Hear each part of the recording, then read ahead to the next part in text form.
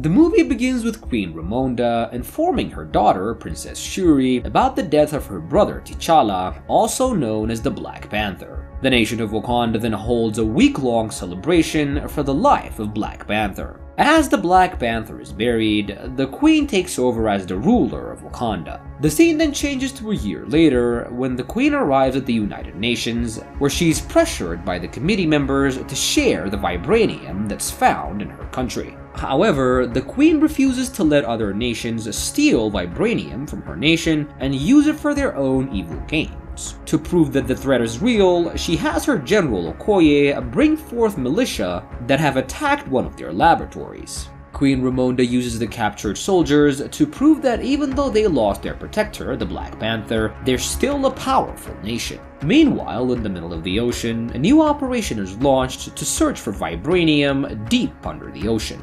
Divers who had gone deep under the sea use a vibranium detection device to find traces of it on the ocean floor. However, before they can extract it, the lights from the rigs undersea go off, and Dr. Graham, who was overlooking the operation, is immediately on alert and tries to contact the divers, but slowly loses contact with each one.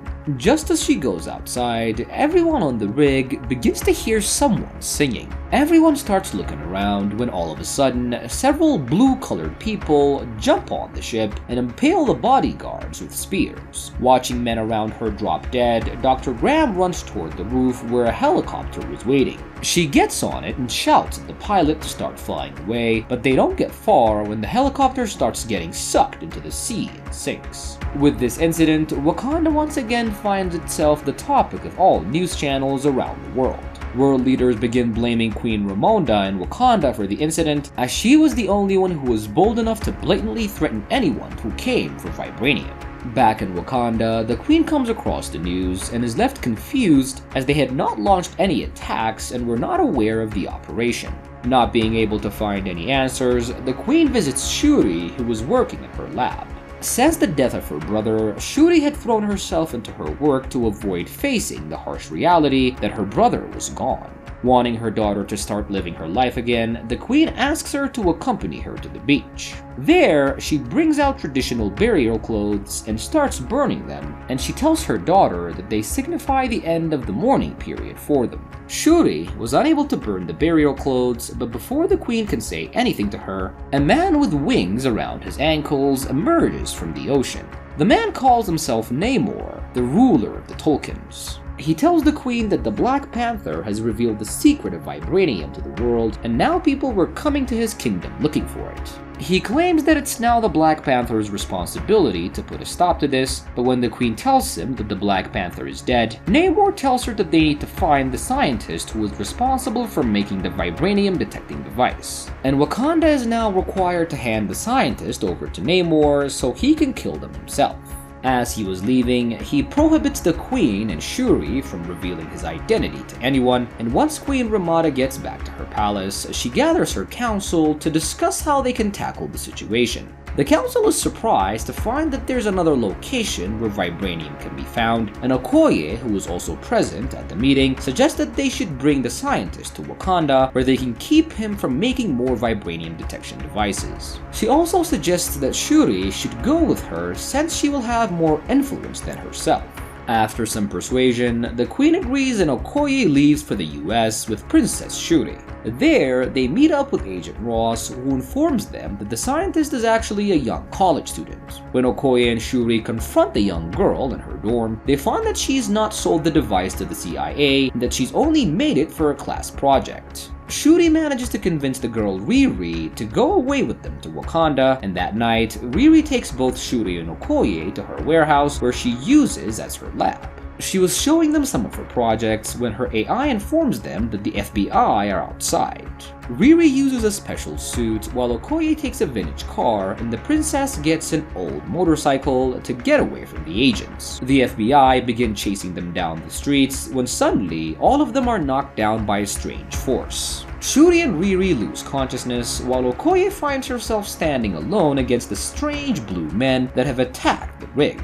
These people are extremely powerful and easily overpower Okoye despite her launching deadly attacks on them. She's thrown into the river while Shuri and Riri are kidnapped and taken away to Tolkien. The next day, Okoye returns to Wakanda without the princess, and as a result, is stripped of her general status. The queen finds herself visiting Nakia and asks for her help in bringing Shuri back home. Nakia agrees to this and goes to a village in Mexico. Meanwhile, under the sea, Shuri meets with Namor, who begins telling her his life story. He reveals that his mother had consumed a mysterious plant that had turned her and everyone else in her village blue. They had become unable to breathe on land and lived underwater, which is also where he was born. However, his mother found herself reminiscing about her life on land and asked to be buried there before her death. To honor her wishes, Namor had gone to his mother's village, which had now been taken over by the Spanish army. Seeing their very cruel ways, Namor killed all of them and began to hate the humans. He tells Shuri that Wakanda has two options. They will either be with him or against him, and at the same time in Wakanda, Nakia tells the queen that she's found the princess, and the two of them come up with a plan to rescue her. The queen calls Namor to the surface and distracts him while Nakia arrives in Tolkien and manages to rescue the princess and take her back to Wakanda. When Namor discovers his injured warriors, he sees this as a sign of war against Wakanda and launches his attack on the nation. The people of Wakanda are caught off guard by the attack, and despite their best efforts, Namor manages to kill Queen Ramonda, making Shuri the new queen of Wakanda. Shuri finds herself laser focused on bringing back the Black Panther and starts working on mixing herbs containing vibranium. She wanted to recreate the herb that gave Black Panther his powers, and after several unsuccessful attempts, she manages to get the formula right. With the help of Riri and Nakia, Shuri drinks the herb and finds herself in the ancestral plane. But she's disappointed to find that she cannot see any of her ancestors. The only person she meets there is Killmonger, who tells Shuri that he had been the one that destroyed all the herbs. He claims that all of the previous Black Panthers were either too kind or not smart enough, which is why they were killed. The only reason Shuri was able to recreate the herb concoction was because Killmonger detected her thirst for revenge and felt like she had what a true Black Panther needed. When Shuri wakes up in the real world, she was angry at the lies that she was told.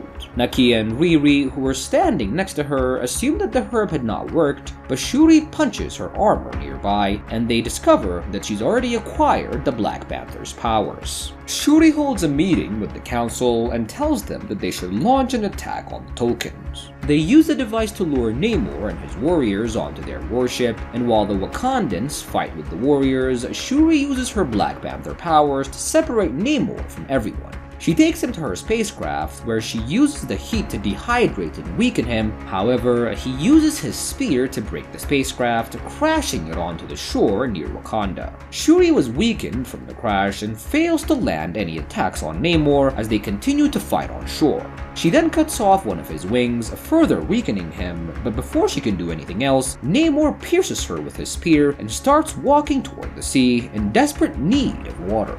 Still impaled, Shuri is reminded of her conversation with Killmonger and reminds herself that she doesn't want to be weak. She uses the last remnants of her strength to drag the spear out of her stomach and uses her power to burn Namor's back. As he was lying on the sand, weak and near death, Shuri decides not to kill him, but tells him to take his warriors and to never return to Wakanda ever again. Namor agrees and backs off, while Shuri and her people return to Wakanda. The people of Wakanda eventually recover from the Tolkien's attack, and life returns back to normal. Once Shuri gets things back in order, she visits Nakia and Haiti, where they'd been staying after the death of T'Challa. Shuri takes this time to burn the burial clothes to mark the end of her mourning period for her brother and mom's death. And just then, Nakia brings a young boy over and introduces him as T'Challa and her son, and she reveals that the two of them had decided to keep their son away from the pressure of the throne as they had him in secret.